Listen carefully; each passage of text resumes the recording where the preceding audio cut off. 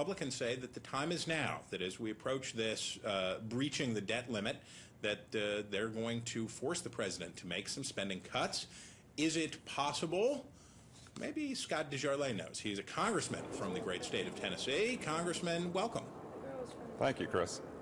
All right, so I noted today that John Cornyn, who is not exactly the chairman of the Tea Party caucus among the Republicans in the Senate, was out with an op-ed today in his hometown newspaper saying government shutdown might be just what's needed to get fiscal sanity restored in Washington, D.C. This took a lot of people by surprise to hear that from somebody in the more moderate Senate leadership. Do you think that that's where we're headed?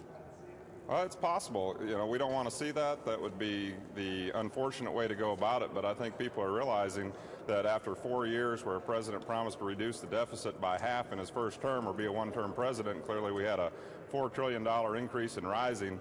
We've got to do something to wake the people up. Okay. Now, when we talk about cuts, are we talking about a scenario like we saw in 2011 where you have a dollar for dollar, what people call the Boehner rule, for every dollar of new borrowing power for the executive branch, that there's a dollar in cuts? I think we need something a little more aggressive than that. You know, that keeps us at an even kill, but Congress tends to always overspend what it projects. And as you know, we've been operating without a budget for 3 years, so clearly we need to get a budget, we need to cap spending, and we need to get meaningful cuts that has a means to an end.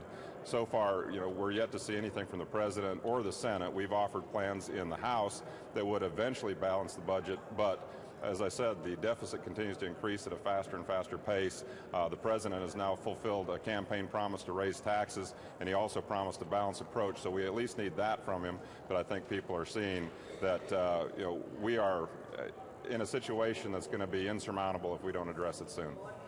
Now, you were among those who voted for John Boehner. You were among the all but 9 of your colleagues in the Republican side who voted to give John Boehner another whack at the Speaker's gavel. Right. There were many conservative groups. You are undeniably one of the more conservative members of Congress. There were many conservative groups that said that Boehner should be tossed out. Why did you vote for the Speaker? Well, ultimately, he was nominated. You know, I think that he's going to have to be really firm moving forward. I think we all had hoped for a different outcome in this past election, and we would have had a better situation from which to work from. Now, you know, we're going to really have to dig in. We're going to expect a lot from our Speaker, and you know, we're going to have to be willing to fight much harder than we did in the past 2 years.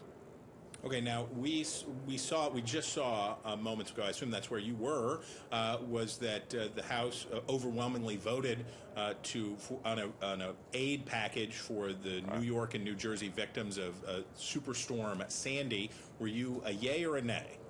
I was a nay.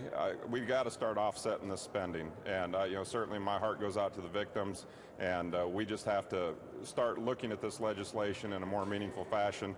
The big package, the $60 billion, had earmarks, as we all know, again, was not offset, and even this small package, you know, only in Washington would you say $13 billion is small. We've got to find the offsets for this spending. We always have emergencies, but we can't seem to find any emergency offsets, and there's a lot of waste in government. I think if we tried a little harder, we could do that. So your forecast, not what you think ought to happen, but just what your forecast is before we let you go. Are we headed, should we get the government shutdown clocks warmed up? Is that where we're headed? Do you think you think that's more likely or less likely? Well, you know, I've never been through a government shutdown. I hear that it's not good. I do remember the last time it happened. I don't want to see that, but if that's what it takes to get everybody's attention and realize this generational theft has got to stop, then you know, we'll see. But I hope that's not the outcome. All right. Congressman Scott DesJarlais, we thank you very much.